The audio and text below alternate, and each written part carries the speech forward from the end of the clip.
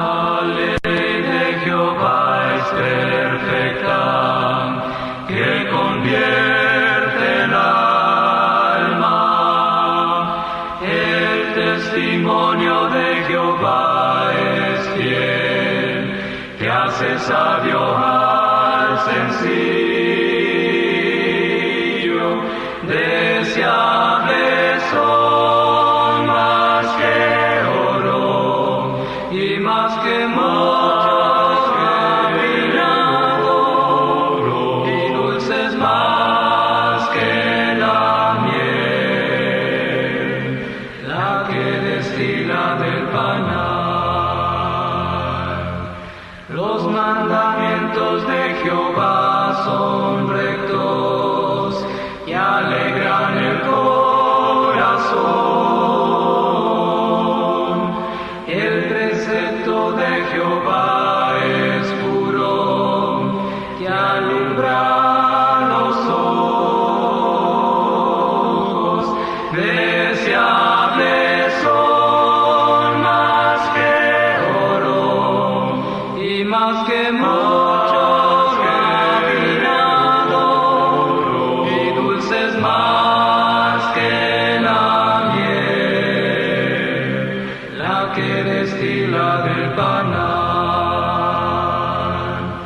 El temor de Jehová es limpio, que permanece para siempre. Los juicios de Jehová son verdad, son todos justos. Deseables son más que oro y más que muchos refinados, y dulces más que la miel, la que destila del panal. Deseables son más que oro y más que muchos refinados, y dulces más que la miel, la que destila del panal.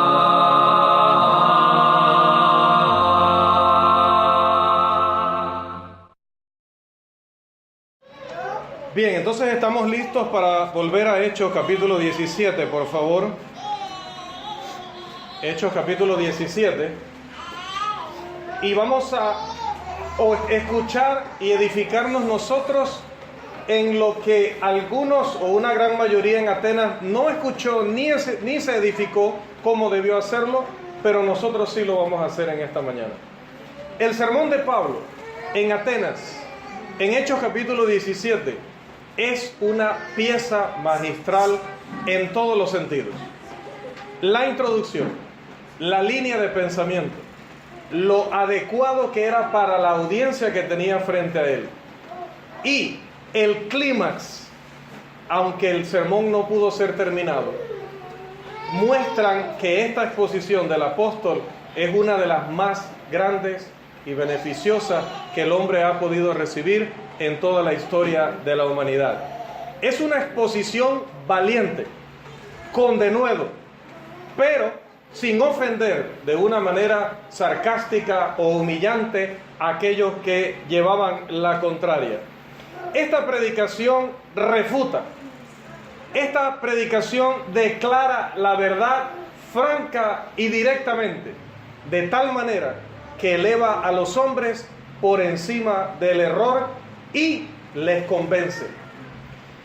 Puede que, como dije, el sermón no se haya podido terminar, y algunos han interpretado que por ello seguramente esta exposición de Pablo y este esfuerzo que hizo terminó en fracaso, pero yo no lo creo así. Yo creo que este fue uno de los sermones más exitosos de la historia. El tema del apóstol Pablo en este sermón es el Dios no conocido. Por favor, en el versículo 23, estamos en el capítulo 17, por favor, en el versículo 23, dice, ya estamos en sermón, así vamos a leer desde acá. Y después de darles muchos azotes, 17:23, porque mientras pasaba y observaba los objetos de vuestra adoración, hallé también un altar con esta inscripción: al Dios no conocido. Pues lo que vosotros adoráis sin conocer, eso os anuncio yo. Al Dios no conocido, lo que vosotros adoráis sin conocer, eso les anuncio yo. El Dios verdadero es revelado en el sermón del apóstol en los versículos 24 al 29. El texto dice: el Dios que hizo el mundo y todo lo que en él hay, puesto que es Señor del cielo y de la tierra, no mora en templos hechos por manos de hombres, ni es servido por manos humanas como si necesitara algo, puesto que Él da a todos vida y aliento y todas las cosas.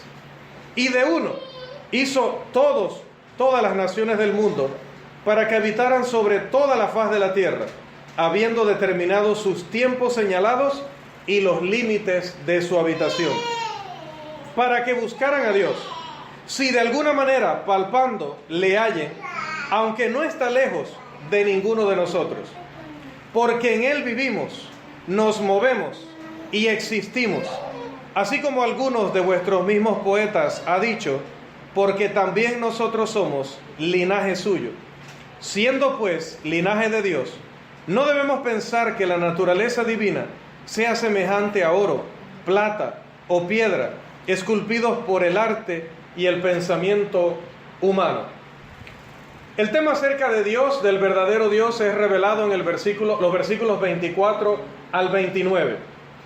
Y luego, hermanos, se habla acerca del juicio que va a traer Dios a través de Jesucristo, los versículos 30 y 31.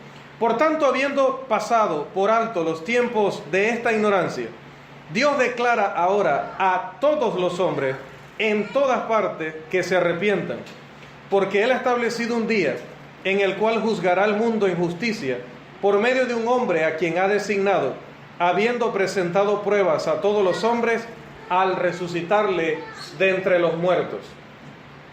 El primer punto es: ¿quién es el Dios desconocido o el Dios no conocido? ¿Quién es el Dios verdadero? El segundo punto es el juicio que vendrá sobre todos los hombres. Dios lo hará por medio de un hombre llamado Jesucristo. Y el tercer punto, el que debió ser el tercer punto, donde Pablo fue interrumpido en su sermón, era, al parecer, la liberación del pecado a través de Jesucristo. Pero, como decía, Pablo fue interrumpido por personas que comenzaron a burlarse de él, y otros empezaron a decir: tranquilo, ya te oiremos hablar de este asunto más adelante. Y lo que me llama la atención de la disertación del apóstol es que no es una disertación filosófica. No era ese tipo de discurso al que estaban acostumbrados los griegos o los filósofos. Era algo de una marca totalmente nueva para los atenienses. Este discurso elevaba a Dios y también elevaba al hombre como su creación, en una manera en la que los filósofos de esta ciudad nunca lo habían escuchado antes. Aquí estaba la verdad, no una idea, no una propuesta, no una suposición.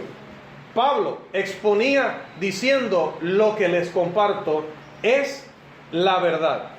Y cuán insuficiente, cuán indefensas, cuán llenas de mentiras y de suposiciones debieron parecer las filosofías de los epicúreos y de los estoicos ante la exposición del apóstol Pablo. Esta se dirigía rotundamente a la conciencia, porque demandaba de aquellos que le estaban escuchando el arrepentimiento, y anunciaba que vendría un juicio divino, un juicio universal. Al leer este gran sermón, he notado que el apóstol Pablo, aparentemente, dividió su discurso en 7 puntos principales. El primero de ellos, si usted está tomando notas, la lección era personal. La lección era personal. Versículo 22. Entonces Pablo, poniéndose en pie en medio del Areópago, dijo: varones atenienses, percibo que sois muy religiosos en todo sentido. Varones atenienses. No había duda acerca de a quién o para quién se estaba entregando este discurso, a quién le estaba hablando el apóstol en esta ocasión.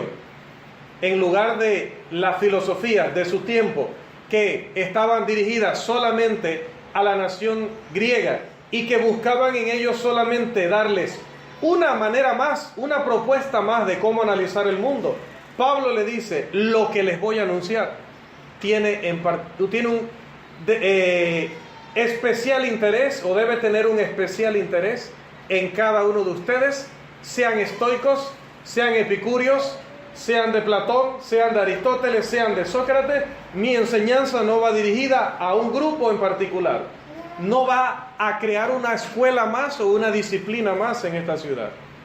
El mensaje que les he traído es válido para todos. No importa si crees una cosa o la otra, si practicas esto o aquello, lo que traigo es una respuesta, es una solución que tiene validez para todos los que están aquí. El segundo punto de su sermón es: la lección era puntual. La lección era puntual. Y aquí se utiliza el término puntual en el sentido de va dirigida al punto, no en cuanto al horario. Va dirigida al punto. Dice: percibo que en todo sois muy religiosos. O dice acá: percibo que sois muy religiosos en todo sentido. Pablo tenía el hábito de ir directo al grano, de abordar inmediata y automáticamente el punto. Su sermón no era como el que escuchamos hace un tiempo atrás, donde el expositor llevaba casi una hora de estar hablando y uno de los que estaba sentado le pregunta al otro: oye, Samuel, ¿de qué está hablando? ¿De qué está predicando este hombre? Y dice que el otro le respondió: la verdad no sé, porque todavía no he empezado a predicar. Así no era, hermanos, el sermón del apóstol Pablo. Esto no se podía decir de la predicación de él. Fue directo al punto. Hablemos de lo que ustedes son. Hablemos de lo que ustedes hacen. Hoy nuestro tema es el Dios no conocido. Hoy nuestro punto es su religión. En tercer lugar, el mensaje de Pablo era claro. El mensaje de Pablo era claro. Los versículos 22 al 31. Lea el sermón con calma y verifíquelo por usted mismo. Uno no necesita ayuda para entender el mensaje de Pablo. Y no hay forma de que usted se confunda o pierda el sentido de lo que él quiere comunicarle. La lección fue entregada para impartir la verdad, para ayudar a hombres que estaban cegados a agruparse, a separarse de las tinieblas, a agruparse alrededor de la luz y poder recibir una respuesta que no habían encontrado en ninguna otra lección, en ninguna otra exposición y en ninguna de sus escuelas de pensamientos, ni en toda esa vida que habían llevado practicando esta, si le podemos decir, multifacética relación. Esta lección de Pablo fue tan clara que no trató de otra cosa más, sino del Dios verdadero y de su Hijo Jesucristo. En cuarto lugar, hermanos, el mensaje del apóstol era práctico. El mensaje del apóstol era práctico. El mensaje tenía que ver con las necesidades de las personas que estaban frente a él, como debe ser el caso de todo sermón y de todo estudio bíblico. Pablo podría haber hablado de cientos de temas que los filósofos habrían disfrutado y habrían apreciado, pero que estos temas, hermanos, tenían muy poco que ver, ofrecían muy poca o ninguna solución al verdadero problema, a la gran necesidad que tenían estos oyentes. Por lo tanto, Pablo dijo: sé que en ignorancia han practicado todo esto y han creído todo esto. Y yo puedo decir aquí en un paréntesis que el mensaje de Pablo también fue desafiante, porque llega a la ciudad de las personas que supuestamente más sabían, la ciudad donde estaban los más conocedores, la escuela del mundo, y llega a decirle a ellos: lo que ustedes hacen, lo hacen por ignorancia. La sugerencia de ignorancia debió, hermanos, causar una amargura entre aquellos que se consideraban un pueblo de alta clase, un pueblo de una cultura aristocrática. Pero, hermanos, lo que Pablo dijo era cierto y era muy necesario decirlo en este sermón. Note que Pablo, hermanos, respecto al Dios conocido, dice lo siguiente, versículo 24: Él es el creador. Versículo 25: Él es autoexistente, es decir, no depende de nadie. No es un Dios que ustedes inventaron, es un Dios que existe por sí mismo y para siempre. Número 25: ese Dios que les vengo a anunciar es el gran benefactor. Versículo 27: el Dios no conocido del que les predico es omnipresente. Él puede estar en todas partes al mismo tiempo. Versículo 28: Él es el sustentador de la vida. Versículo 28: Él es el Padre del hombre. Versículo 29: Él es el ser espiritual todopoderoso. Versículo 30: Él es el Dios único. Versículo 31: Él es el juez. Ellos no conocían a este Dios. Es más, no puedo decir que su altar estaba dedicado al Dios de los judíos, porque habrían investigado el nombre de ese Dios y lo habrían colocado en la base de su altar. Ellos estaban ofreciéndole a ese Dios pensando: bueno, si alguien se nos aparece y nos dice: va a venir una gran peste sobre esta ciudad, porque ustedes no han adorado al Dios, no sé, Bildud. ¿Y quién es Bildud? Es el Dios de la tormenta. Entonces, mejor vamos a hacer un altar, porque aquí cada mes llega alguien hablándonos de un Dios nuevo y que nos va a castigar y que nos va a negar sus bendiciones. Así que vamos a eliminar este problema. Ponemos un altar que no esté dirigido a ningún Dios en particular, y cuando un Dios se enoje con nosotros, sea cual sea, utilizamos este altar, le alabamos y evitamos castigo y traemos sobre nosotros bendición. No sabían absolutamente nada del Dios verdadero. Así que Pablo les enseña todo esto para que vieran que había un solo Dios y que era muy distinto de aquellos que ellos toda su vida habían adorado y que ellos mismos y sus padres les habían inventado. Número 5.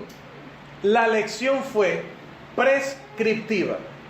La lección fue prescriptiva. Versículo 30. Por tanto, habiendo pasado por alto los tiempos de ignorancia, Dios declara a todos los hombres en todas partes que se arrepientan. Pablo le dijo a la gente lo que tenían que hacer. Él usa aquí el término arrepentirse con la misma frecuencia que en otros sermones, en otros lugares, utilizó la palabra fe, una parte que representa el todo. No es que una persona es salva solo por la fe, porque en otros sermones Pablo dijo que el hombre se salva por la fe. Como tampoco los atenienses iban a salvarse solamente por arrepentirse, sin el bautismo, sin creer en el Evangelio, sin confesar a Jesús como Señor. Utiliza el arrepentimiento representando a todo lo que hay que hacer para obedecer el Evangelio. Las personas aquí y en todo lugar tenían que obedecer a Dios en vista del juicio futuro. ese juicio que nadie podría evitar. Era inminente, era para todos los hombres, y ese juicio estaría basado en las palabras, o estará basado en las palabras de Jesucristo. Juan, capítulo 12, versículo 48. Juan, capítulo 12, versículo 48.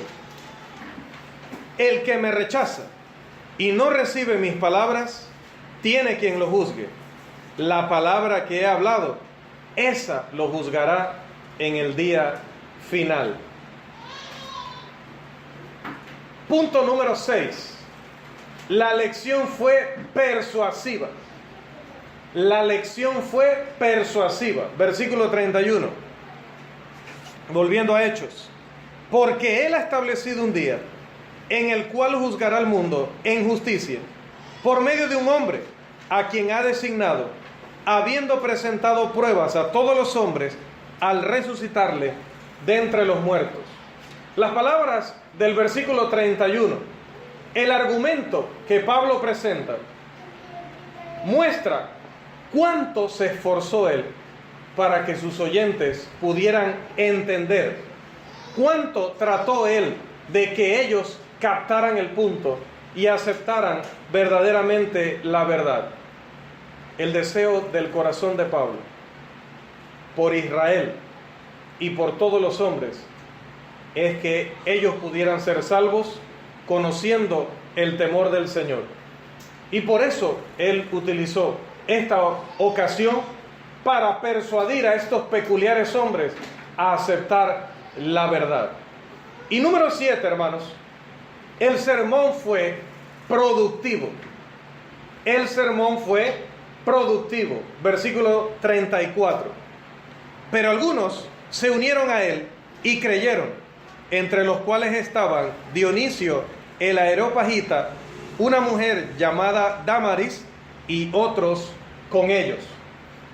Algunos han criticado este evento del libro de los Hechos, enfatizando que solamente algunos. Había mucha gente allí escuchando a Pablo, pero el texto termina diciendo que solamente algunos aceptaron la verdad. Pero yo me quiero parecer a otros que han concluido, yo estoy perfectamente de acuerdo con ellos, en que este sermón fue exitoso, fue grandioso y cumplió el propósito de Dios. Hermanos, les voy a hacer un paralelo. No sé si adecuado o no, pero si usted supiera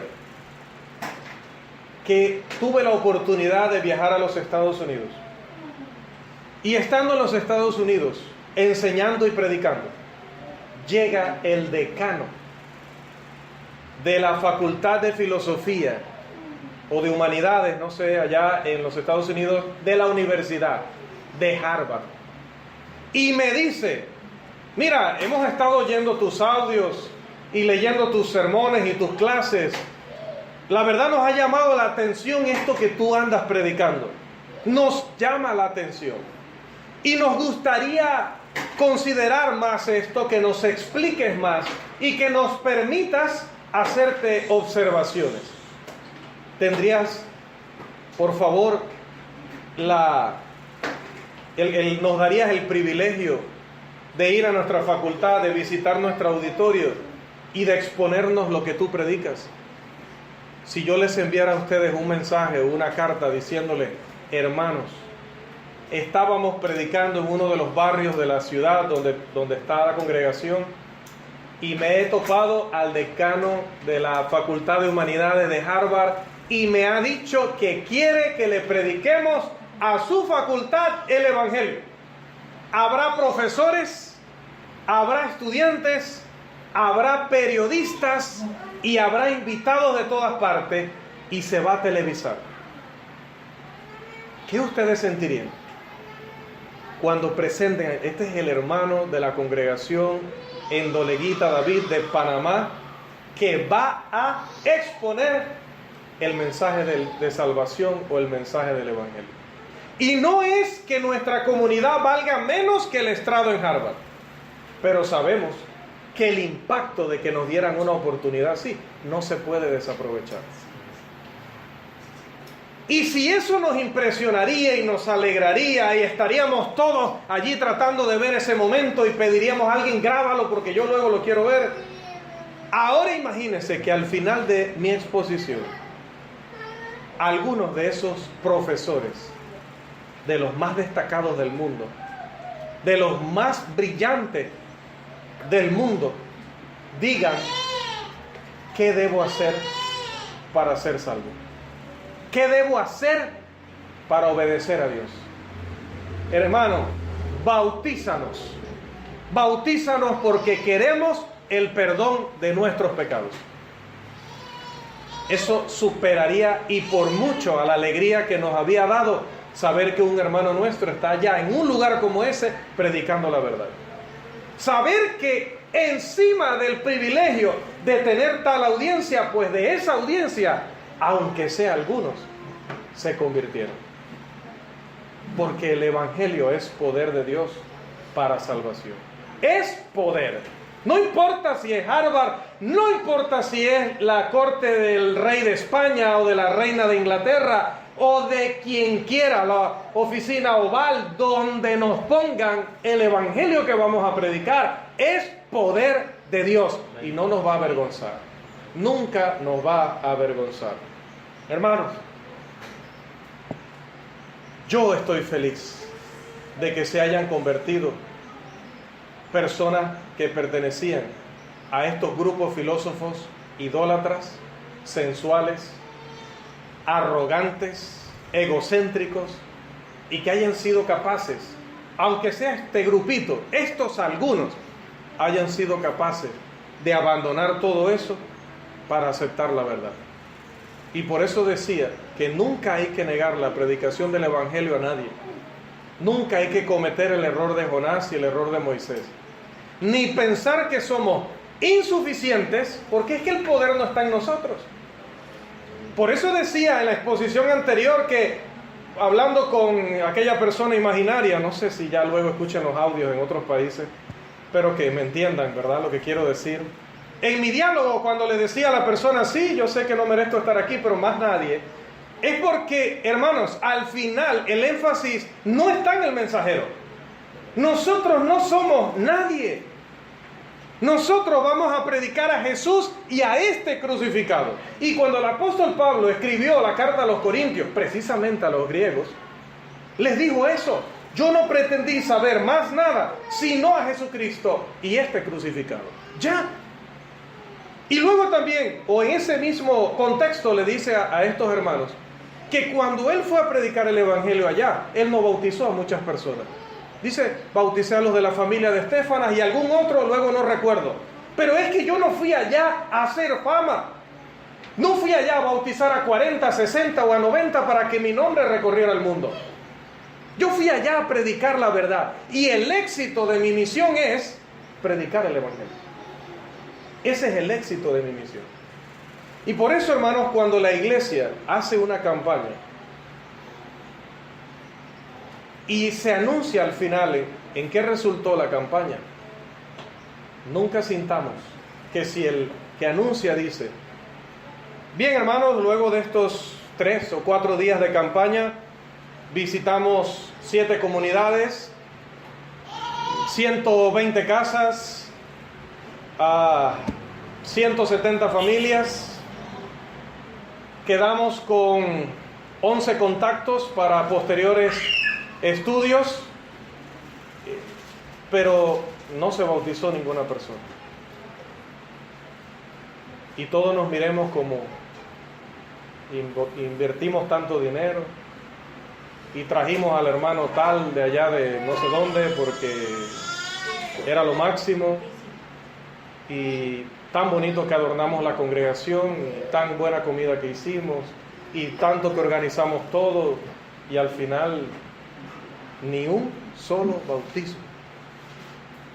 ¡Qué fracaso!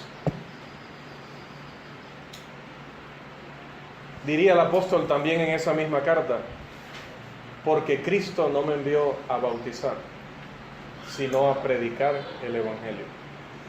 El éxito es que lo hagamos, porque ya es tan difícil hoy cuando consideramos que esa labor es del que le pagan. Al que le pagan que lo haga. Y no consideramos que es un deber personal. Ya es difícil hacerlo. Y cuando lo hacemos, eso es un éxito. Porque la semilla se ha sembrado. Y eso es éxito. Aunque no haya un solo bautismo. Aunque no podamos sacar la fotito allí en las redes sociales. Saque una foto del equipo de trabajo que hizo una gran labor.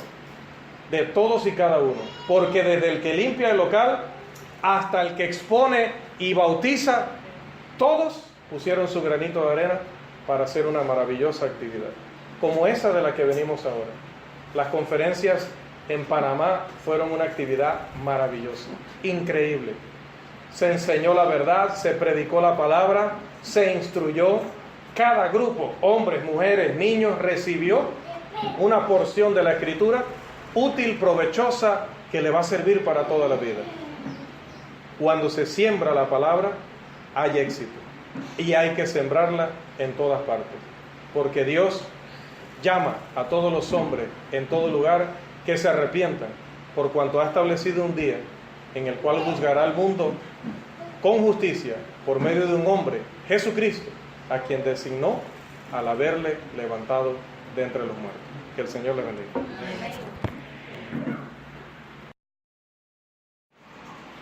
Y el tema de esta mañana, continuando nuestro estudio, nuestro análisis del libro de Hechos de los Apóstoles, es Pablo en Atenas. Ahora nos movemos juntamente con Pablo a otra ciudad. Ya vimos al apóstol en Tesalónica y en Berea, razonando con sus compatriotas allí, y ahora lo veremos en Atenas razonando con sus compatriotas, pero también con los extranjeros o los gentiles. Pablo en Atenas, la verdad versus o en contra o enfrentada a la filosofía humana, para que así lo coloque en sus notas. Pablo en Atenas, la verdad versus la filosofía humana. En muchos aspectos, esta, hermanos, es quizás la historia más fascinante que hay en el libro de los Hechos. La historia del apóstol Pablo en la ciudad griega de Atenas. Los nombres involucrados, de hecho, son impresionantes. Pablo, el más grande predicador conocido por el cristianismo, luego de Jesús, obviamente, hablamos dentro de nuestra naturaleza 100% humana, es el más grande predicador que conocimos o que conocemos, y Atenas, la más grande ciudad que el mundo ha tenido, impactando aún en nuestros días a todo lo que tiene que ver con la política y la filosofía de nuestro mundo. Vamos a leer, por favor, como siempre, un texto cada uno, un versículo cada uno, la porción de la Escritura en el libro de los Hechos que trata acerca de esta historia. Hechos 17, Hechos capítulo 17, algunos ya estaban allí. Pablo en Atenas, automáticamente los vi buscando el capítulo 17 de Hechos. Versículo 16. Hechos capítulo 17, los versículos 16 al 34. Es una extensa lectura, pero vale la pena para darnos la base o el fundamento de todo lo que vamos a compartir hoy y probablemente en la próxima lección. Hechos 17, los versículos 16 hasta el 24. Un versículo cada uno. Mientras Pablo lo esperaba en Atenas, su espíritu se enardecía viendo la ciudad entregada a la idolatría. Así que discutía en la sinagoga con los judíos y piadosos, y en la plaza cada día con los que concurrían. También disputaban con él algunos de los filósofos epicureos y estoicos. Y algunos decían, ¿qué quiere decir este palabrero? Y otros, parece ser un predicador de divinidades extrañas, porque les predicaba a Jesús y la resurrección. Y tomándole, le trajeron al Areópago, diciendo: ¿podremos saber qué es esta nueva enseñanza de que hablas? Pues, Traes a nuestros oídos cosas extrañas. Queremos pues saber qué quiere decir esto. Porque todos los atenienses y los extranjeros residentes allí en ninguna otra cosa se interesaban sino en decir o en oír algo nuevo. Entonces Pablo, poniéndose en pie en medio del Areópago, dijo: varones atenienses, percibo que soy muy religioso en todo sentido. Porque pasando y mirando vuestros santuarios, hallé también un altar en el cual estaba esta inscripción: al Dios no conocido, al que vosotros adoráis, pues sin conocerle es a quien yo os anuncio. El Dios que hizo el mundo y todas las cosas que en él hay, siendo Señor del cielo y de la tierra, no habita en el templo hechos por manos humanas.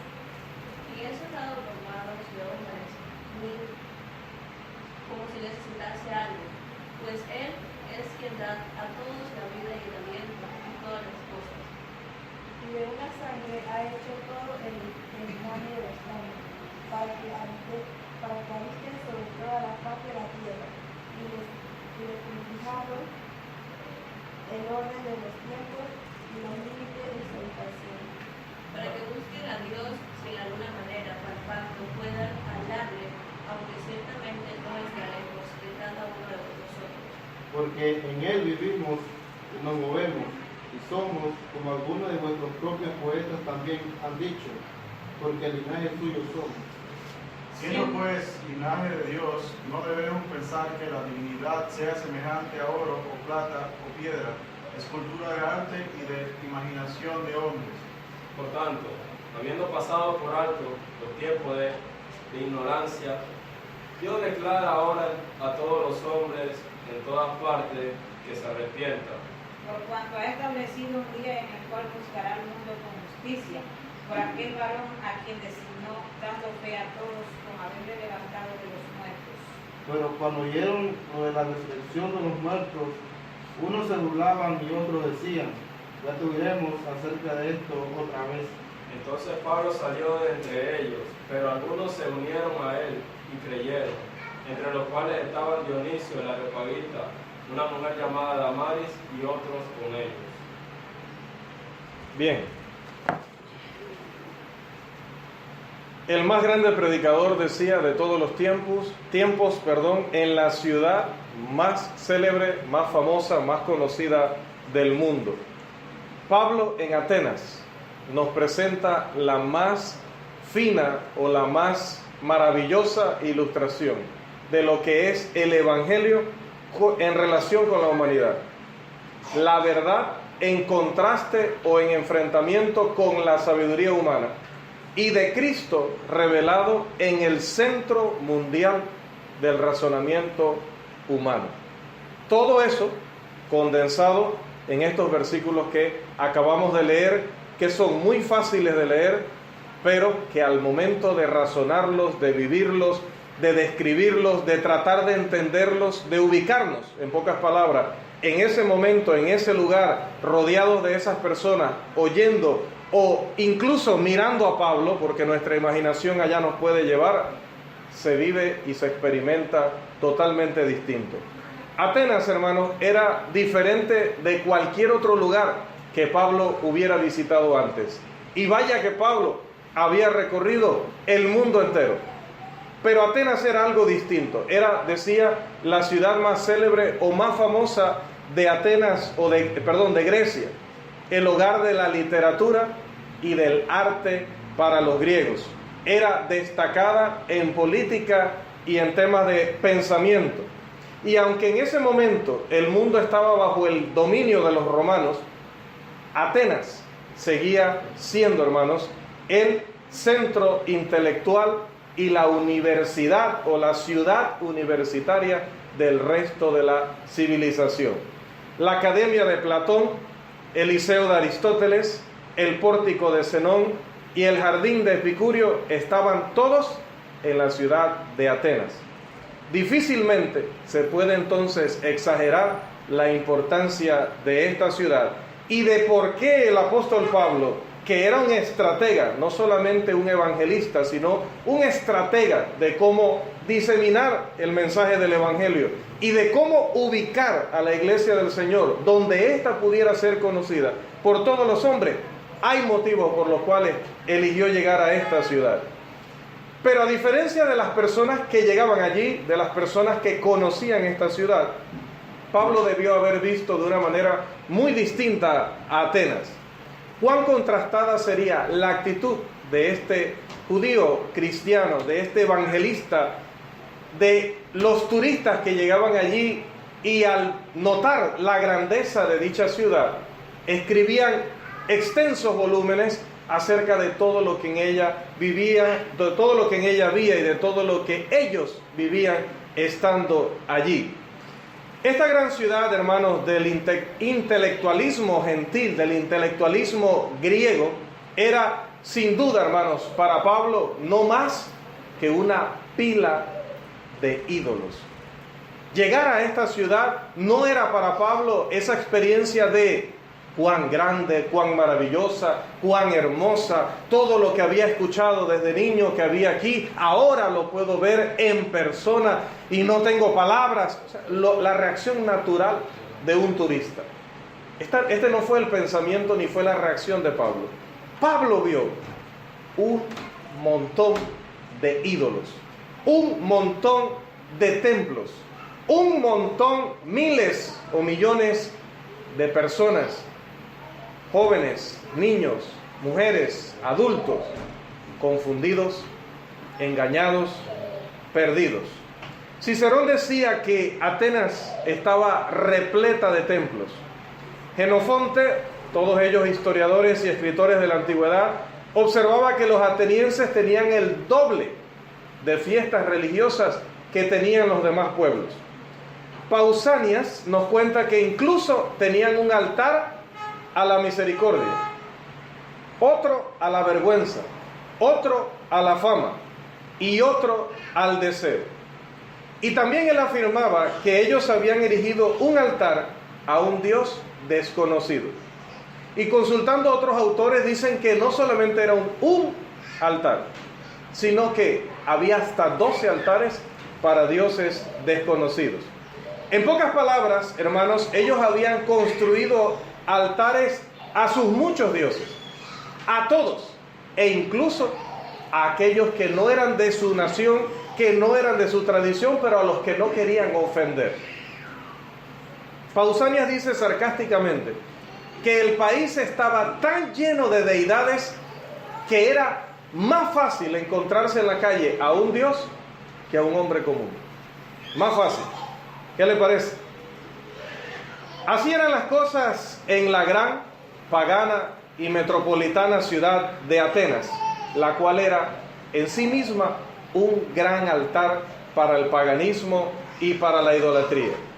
Allí, hermanos, es donde Pablo encontró la confirmación de lo que luego él diría a través de sus escritos en la primera carta a los Corintios, precisamente una carta dirigida a los griegos. Primera carta a los Corintios, por favor, capítulo 1 y el versículo 21.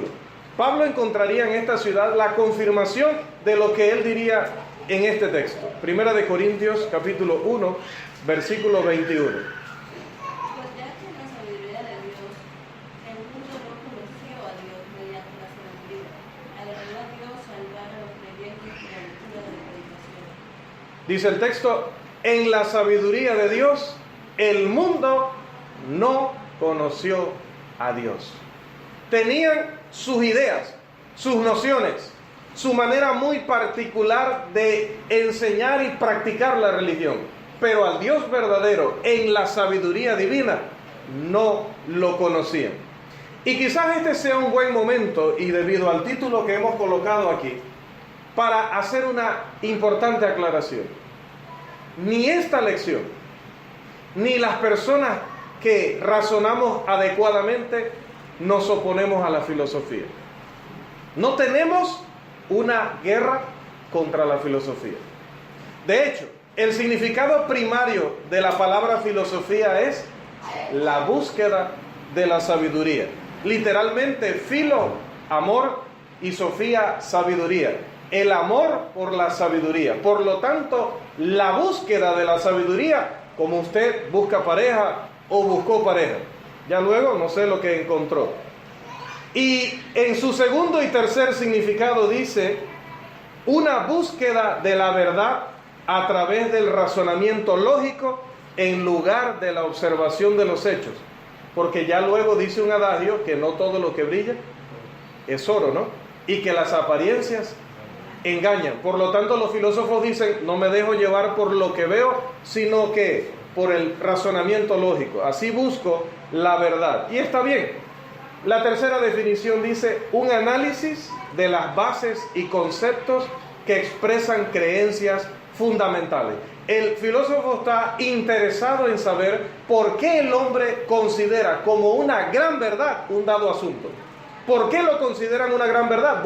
Voy a razonar, voy a deducir, voy a buscar, voy a inquirir todo lo que sea necesario para entender por qué el hombre cree esta o aquella verdad fundamental. Entonces, en la medida en la que todos nosotros pretendemos conocer la verdad, entender la verdad, todos nosotros y todos los hombres son filósofos.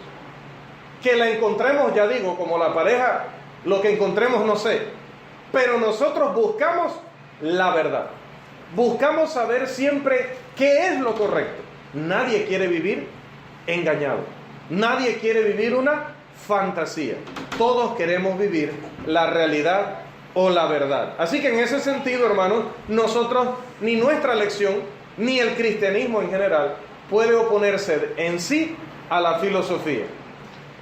Y antes del cierre de esta lección mostraremos, hermanos, lo que la filosofía dice acerca de Dios, lo que Dios dice acerca de la filosofía y lo que nosotros debemos creer acerca de ambas cosas. Vamos a ver cuál es el resultado final de aplicar la filosofía según el conocimiento o la sabiduría de Dios y aplicar la filosofía según el entendimiento, los deseos y las concupiscencias del hombre.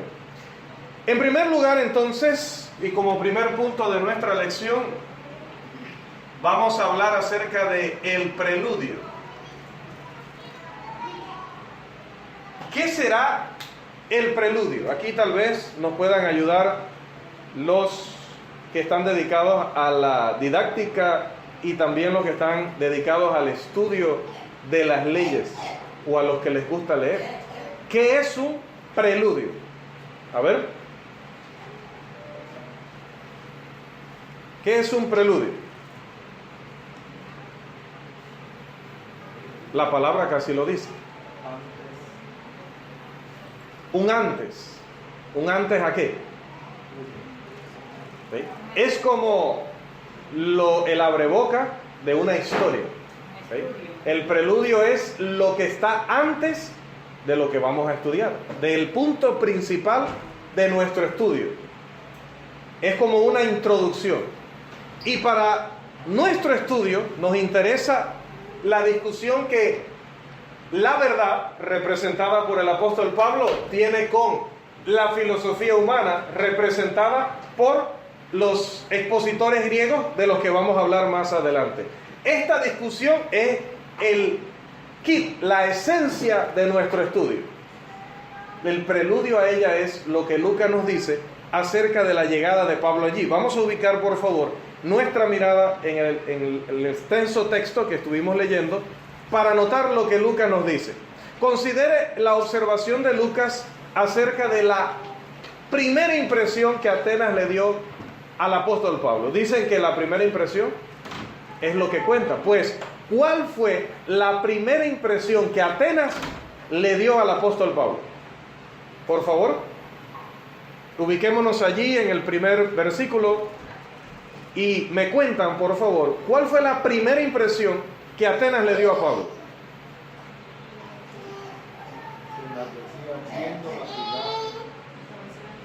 La impresión, no me lean todo el texto. ¿Cuál es la impresión? ¿Cuál fue la reacción de Pablo? Sorprendido. No dice sorprendido. Se sorprendían los turistas. Pablo no se sorprendió. ¿Qué pasó con Pablo? ¿Qué sintió Pablo? Ya no puedo usar más sinónimos. Me podrían echar del colegio de predicadores si uso un sinónimo más. No se puede abusar tanto de los sinónimos. La reacción fue que se enardeció. ¿Y qué es enardecerse? Molestarse, enojarse. Dice que cuando él vio la ciudad llena de ídolos, se enardeció. Y el autor de la historia, que es Lucas, el autor material, que es Lucas, no trató de disimular ni de suavizar el término. Dice, se enardeció. Este término viene de una palabra griega que sugiere que Pablo estaba enfurecido. Pablo estaba enojado. Pablo se irritó. Y detengo allí los sinónimos.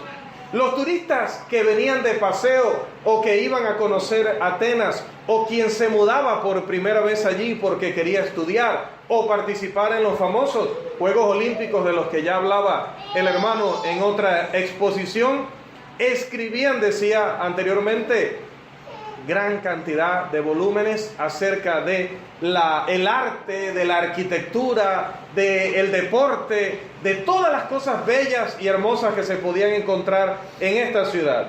Pero Pablo la visitó y no tuvo tiempo para hablar ni para considerar ni el arte, ni la música, ni la poesía, ni la filosofía, ni nada de lo que hubiese en la ciudad que atrajera los sentidos o el interés meramente terrenal. Para Pablo, hermanos, lo que había allí era una descripción rotunda de lo que era la degradación del hombre. Dios creó al hombre perfecto, dice el autor de Eclesiastés, pero luego ellos se buscaron muchas perversiones. Y si había una ciudad que mostraba hasta qué punto el hombre llega cuando se cree más inteligente que Dios, cuando se siente autosuficiente y superior, era la ciudad de Atenas. Al lado contrario, los hombres estaban adorando de todo. Y al adorar de todo, terminas adorando nada y a nadie. Recuerden que siempre les comparto otro adagio que dice que donde todo es de todos, nada es de nadie. Cuando sentimos que aquí cualquiera va a hacer el aseo, pues nadie viene a hacerlo. Por eso hacemos una lista para tener una responsabilidad particular. La enseñanza tiene su coordinador de las clases bíblicas, su coordinador de la predicación, y por lo tanto, pues, cuando llega la necesidad de predicarse o de enseñarse, pues, ya cada uno sabe el papel que tiene que realizar. Las hermanas saben el papel que tienen que realizar. Los jóvenes saben el apoyo que esperamos de ellos. Y los niños saben también cuál es su participación acá. Pero si nosotros no hiciéramos esa categoría, no pusiéramos categoría a las cosas, no dividiéramos las responsabilidades, nos pasaría como los atenienses, que al dividir su supuesta lealtad y religiosidad entre tantos altares y tantas deidades, al final no respetaban a ninguno. El uno tenía tanto valor como el otro. Si un dios inclinaba el corazón de sus adoradores hacia la moral, pues el otro lo inclinaba hacia el vicio y la inmoralidad. Si uno les enseñaba a ser severos consigo mismo y rígidos, otro les enseñaba que había que dar rienda suelta a las pasiones. Si uno les decía que debían cuidarse, cuidar su salud, buscar el bienestar de ellos y de su familia, el otro les enseñaba que debían vivir solos, que debían vivir en las más extremas necesidades, e incluso cuando la razón les abandonara o no encontraran una respuesta a algo, el suicidio era totalmente permisible. Si usted los adora a todos y todos dicen cosas distintas, al final, ¿a quién usted adora? ¿O a qué adora? Y eso, hermanos, ellos no lo entendían. La ciudad de Atenas despertó el interés del apóstol Pablo. Pero al mismo tiempo, hermanos, ese interés estaba mezclado con sus emociones.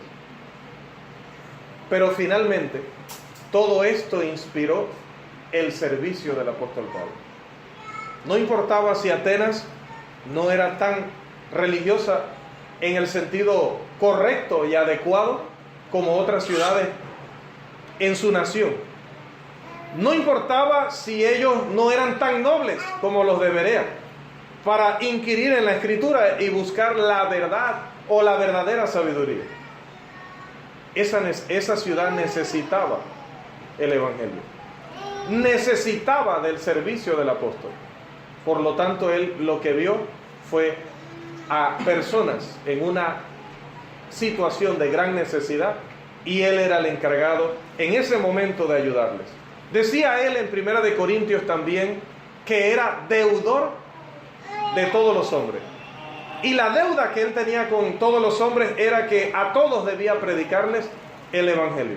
Porque ya había dicho el Maestro, id por todo el mundo y predicad el Evangelio a toda criatura.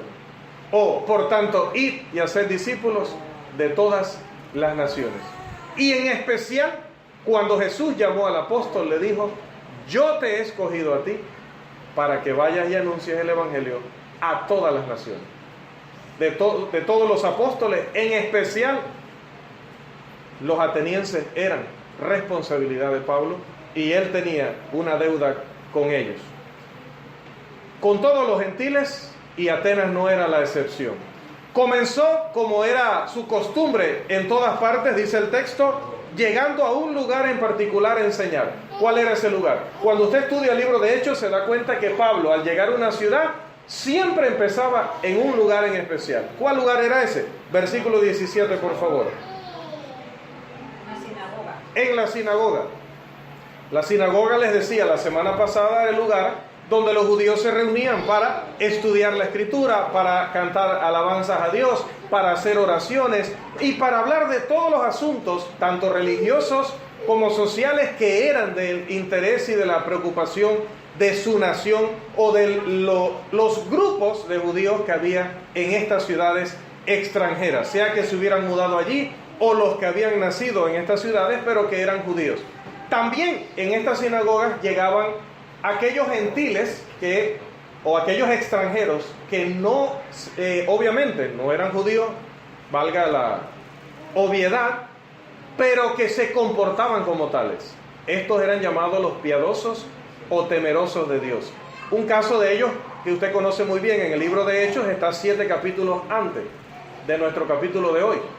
Y es 7 capítulos antes de nuestro capítulo de hoy. Se trata de la historia de Cornelio. La hermana hoy ha venido con una perspicacia, una claridad increíble. Excelente. Estamos leyendo y estamos estudiando y estamos repasando los audios. Excelente. Bien. Iba a la sinagoga para hablar con los judíos y para hablar con aquellos gentiles que estaban guardando ciertas cosas de la ley porque querían tener una relación con Dios, querían tener una oportunidad de relacionarse con el Dios verdadero, porque así lo habían llegado a conocer. Bien, doquiera que él encontraba una sinagoga, sabía que allí tendría una buena audiencia con la cual compartir el Evangelio. Donde quiera que hubiera un grupo de hombres que estaba dispuesto a estudiar la Escritura, que estaba dispuesto a tener una discusión seria acerca de Dios y de su mensaje, hermanos, Pablo aprovechaba la situación para compartir el Evangelio. No sé en cuánto él se parece a nosotros o nosotros nos parecemos a él. Ver siempre una oportunidad, ver siempre la necesidad, la desesperada situación en la que está un alma que, aunque no esté consciente de su condición espiritual, nosotros que le vemos con la luz de la palabra o del Evangelio, sí debemos notar su situación desesperada y terrible. Es un alma que está a un paso de ir al infierno. Es un alma que está señalada y sentenciada a la perdición eterna. ¿Y si es un grupo? ¿Y si ese grupo es de personas que, por lo menos, como en el caso de los que iba a la sinagoga, y decía al principio, estaban en búsqueda de la verdad, y lo hacían honesta y sinceramente? Quizá la mayoría de ellos.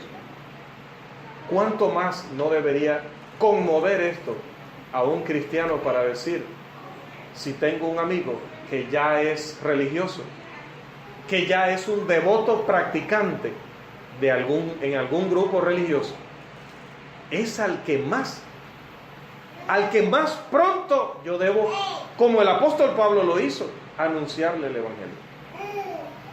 A los primeros que buscó era a los que estaban más cerca. Y hoy día no hay gente más cerca que los que ya creen y sienten que son cristianos y que respetan a la Biblia. Porque sobre esa base usted y yo vamos a llegar a decirle, como el apóstol Pablo dijo a los atenienses: veo que en todos sois muy religiosos.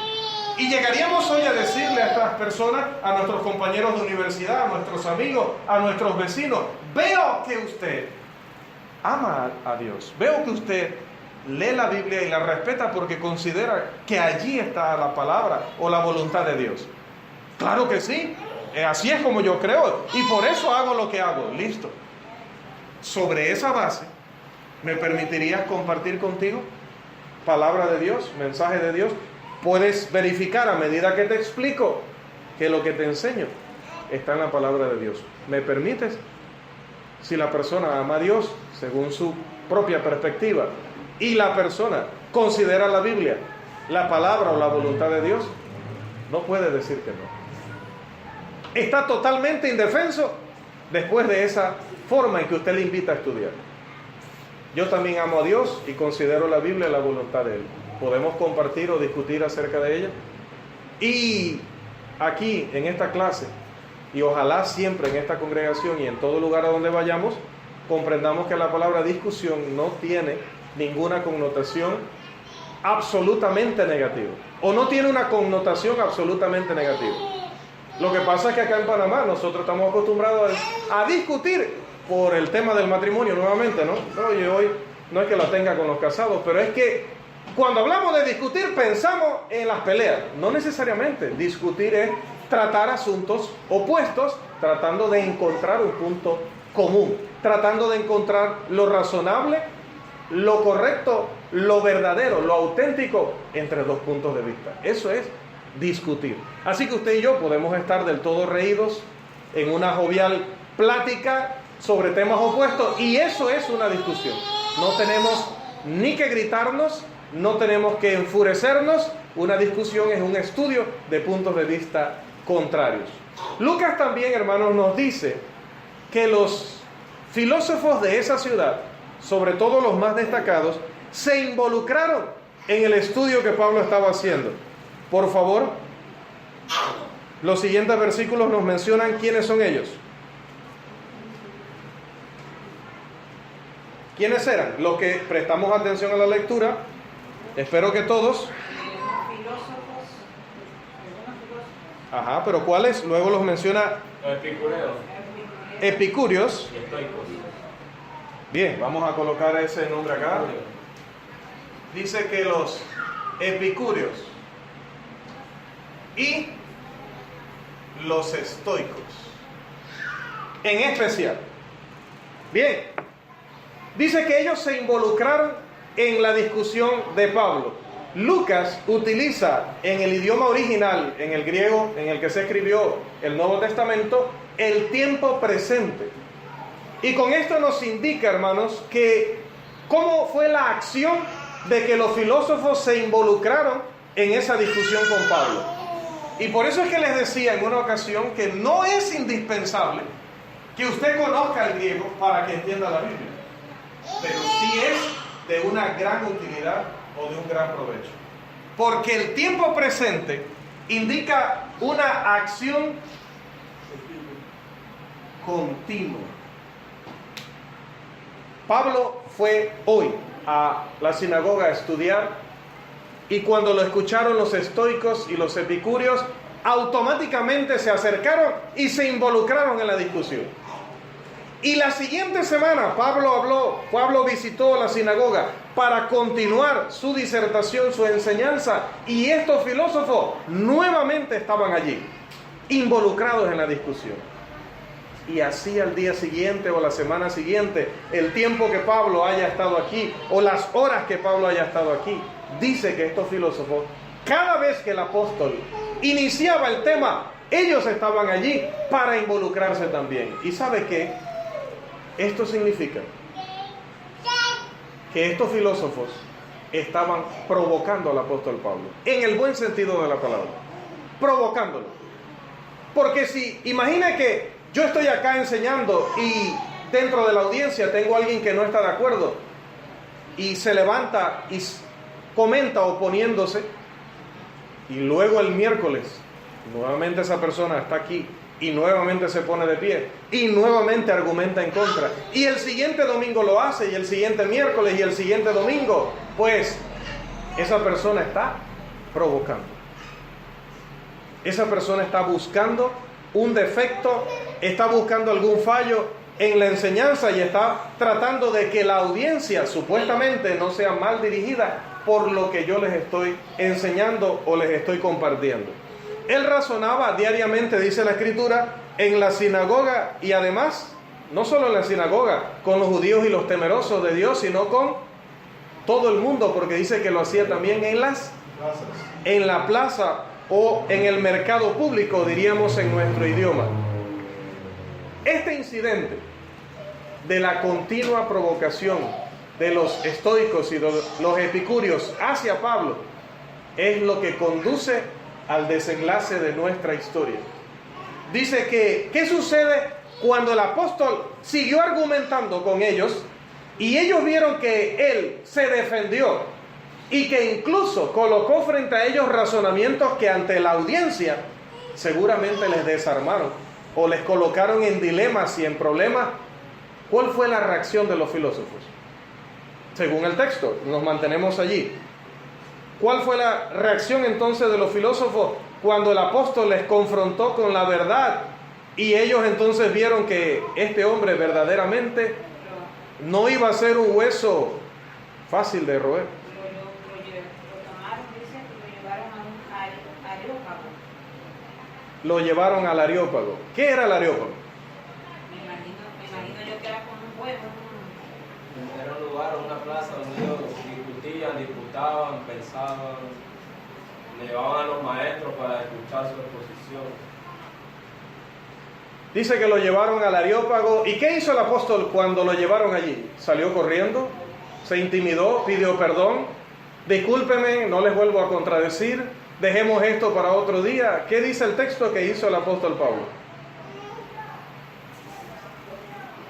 Se puso en medio del areópago. Se puso en medio, puesto en pie en medio del areópago. Dijo, varones atenienses, todos creo que sois muy religiosos.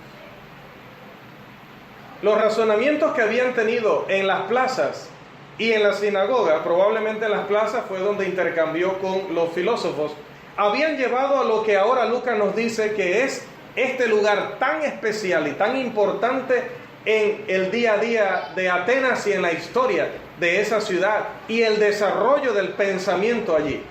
El Areópago, como bien dijo el hermano, era ese lugar donde se llevaba a cabo alguna continua o algún continuo debate de las cosas más importantes en las que pensaban y razonaban los griegos o los atenienses. Llevar a Pablo ahí es un punto muy importante. Es un punto a favor de la predicación del Evangelio. Porque si ellos se hubieran quedado discutiendo con Pablo allá en la plaza, pues hubiera sido considerado entonces el Evangelio como una discusión de estas tontas que uno tiene en un momento que está haciendo fila para comprar manzanas, para comprar cebolla, para comprar víveres. En ese momento discutes alguna tontería y pues ya, fue algo eventual, temporal y todo terminó allí. Pero cuando llevan a Pablo al centro del debate, cuando llevan a Pablo al lugar más conocido, donde se encontraban siempre las mentes más brillantes hablando de los temas más profundos, con eso le daban un punto a favor al Evangelio diciendo, lo que este hombre está enseñando, lo que este hombre está predicando, está interesante. No voy a decir que ya ellos decían, es correcto, es la verdad, no, pero sí es interesante. Es interesante. Pensábamos que con unos cuantos intercambios íbamos a dejar a este hombre desnudado en sus razonamientos. Pero hombre, se ha defendido. Y lo que dice tiene algo, pero queremos saber más. Vamos a llevarlo a donde están los más grandes. los filósofos más destacados de Atenas interesados en oír más del Evangelio. Me recuerda a los gobernantes a los que Pablo fue llevado prisionero, tal vez lo veremos más adelante en nuestro curso, y que llamaban continuamente a Pablo porque querían saber más de esto. Me llama la atención también cuando aquel tesorero, del que ya hablamos anteriormente acá, de la reina Candace, aquel eunuco etíope, dice que estaba leyendo, no entendía, pero no tomó el libro y dijo, el libro lleno de locuras, tonterías, no sé qué quiere decir. No, dice que él continuaba leyendo y se esforzaba porque quería entender. A veces nosotros pensamos que perdemos el tiempo con ciertas personas. Lo que pasa es que no le digo nada porque es tan inmoral, porque este otro lo agarra todo a relajo, porque aquel está tan preocupado por sus negocios, porque aquel es una autoridad, una persona destacada, ellos andan con la mente en otra cosa, y nosotros mismos nos decimos no le voy a predicar a esta persona porque es un borracho, nunca va a cambiar. No le voy a predicar a esta otra persona porque a él le gusta andar en la promiscuidad y él no va a dejar eso. A él le gusta el placer y el libertinaje, no lo va a dejar. Y no le enseño a esta otra persona porque es mi jefe y él anda pensando en el dinero, en el negocio, en ampliar su empresa, en mejorar su servicio. Él no está interesado en la salvación. ¿Para qué le voy a hablar de él? Pero resulta que el apóstol no pensó así. Y que el resultado de no pensar así es que despertó el interés en aquellos que otro hubiera creído es un desperdicio. De hecho, la iglesia primitiva así lo pensó en un inicio. La iglesia primitiva no le hablaba el evangelio a los gentiles. ¿Para qué? ¿Para qué? Son unos perdidos.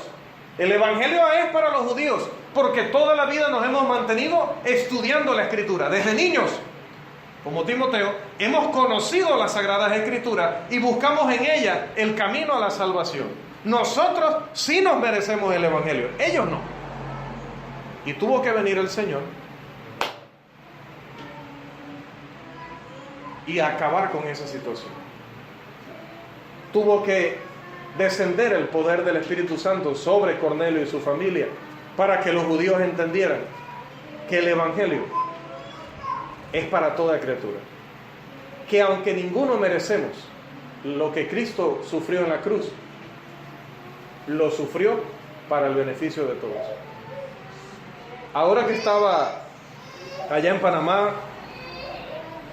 15 años después, me decía a mí mismo, mirando todos esos salones de clase, auditorios, dormitorios donde hay familias de hermanos que han venido de tan diversos lugares a estudiar la palabra, el staff de la escuela bíblica y ese púlpito del que tenía 15 años de no verlo ni tocarlo, me decía a mí mismo, pues, cuán inmerecedor privilegio estar aquí.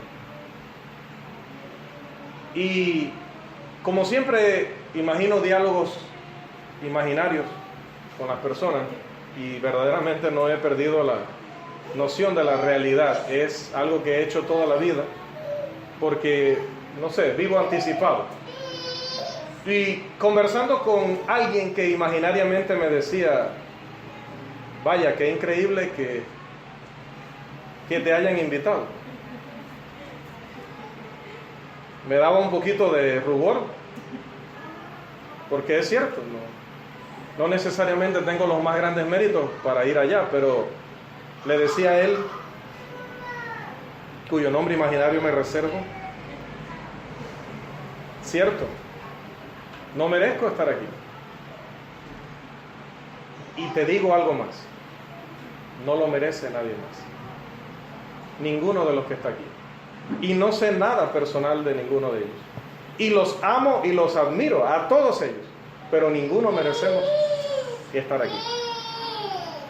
El apóstol Pedro dice que las cosas de la era cristiana este plan de redención de Jesucristo ha causado admiración tal en los ángeles que ellos anhelan cada paso, mirar cada paso de cómo se va desenvolviendo el plan de Dios para la salvación de la humanidad. Los ángeles. Y por eso dice un coro por allí que los ángeles no son los encargados de predicar el Evangelio, aunque lo quisieran. Ellos anhelan hacerlo. Ellos quisieran estar aquí anunciando las virtudes de aquel que nos llamó. Ellos quisieran estar recorriendo toda esta comunidad, invitando a la gente a ser salvos. Ellos quisieran disfrutar de esta comunión, de todo esto que hacemos. Pero Dios les ha dicho: no, calma, esto no es para ustedes. Esto se lo reservé al hombre. Y por eso el salmista diría, en un salmo que ya estudiamos acá: ¿qué es el hombre para que te acuerdes de él? Y el Hijo del Hombre para que de él tengas memoria. ¿Qué es el hombre para que Dios ponga algo tan sagrado, tan vital, tan urgente, tan importante en sus manos? Cuando el hombre sale como Moisés diciendo: lo que pasa es que yo no hablo bien y Faraón no me va a respetar. Cuando el hombre es como Jonás, ve a Nínive. No, a Nínive, ¿por qué? Esos perdidos, perversos, a yo perder mi tiempo con ellos. No, voy a comprar mi ticket y me voy para otro lugar. Así aprovecho y me distraigo. Y claro que se distraen. O es que todos los días usted entra en el vientre de una ballena y permanece allí 3 días y luego ella lo vomita por allá en una playa. No, el hombre verdaderamente tuvo un viaje turístico único, pero terminó yendo donde Dios le había indicado. A veces no valoramos lo que Dios nos ha confiado. No entendemos la urgencia de nuestra misión. Pablo lo entendía. Y aunque se enfureció, y aunque estos señores estaban contradiciéndole y provocándole y llevándole al extremo en sus argumentos, acosándole, bombardeándole, el apóstol Pablo veía por encima de todo eso. Veía por encima de su naturaleza judía de decir: estos ni lo merecen. Veía por encima de nuestra forma de razonar las cosas de: es pérdida de tiempo, no me harán caso. Ellos son muy idólatras, muy filósofos, no me harán caso. Miró por encima de todo eso y compartió el Evangelio. Y como dice él luego en su sermón, realizó una invitación a que todos los hombres se arrepintieran, porque en primer lugar, ese es el deseo de Dios. Dios no quiere tener un grupo élite solamente en el cielo, aunque probablemente ese es el grupo que llegará allá. Pero en realidad no es ese el deseo de Dios. El deseo de Dios es que todos procedan al arrepentimiento. No importa su color, su nivel social, su grado académico, la región donde vive, no importa su tamaño, su apariencia, su mucha o poca inteligencia, no importa. Dios quiere que todos procedan al arrepentimiento.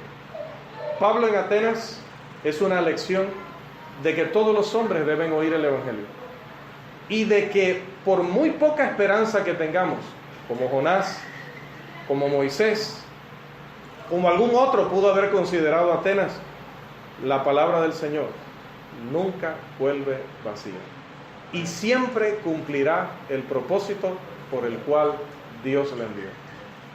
Pero ¿cómo creerán, dice Pablo en Romanos, si no han oído? ¿Y cómo oirán si no hay quien les predique? El deber es suyo y mío. Ojalá lo tomemos tan en serio como lo tomó el apóstol Pablo. Vamos a culminar aquí por razón de tiempo pero en la adoración vamos a retomar esta lección, pero nos vamos a concentrar en el sermón que el apóstol Pablo compartió con los atenienses. Y ese va a ser el sermón de esta mañana en nuestra adoración. Que el Señor les bendiga.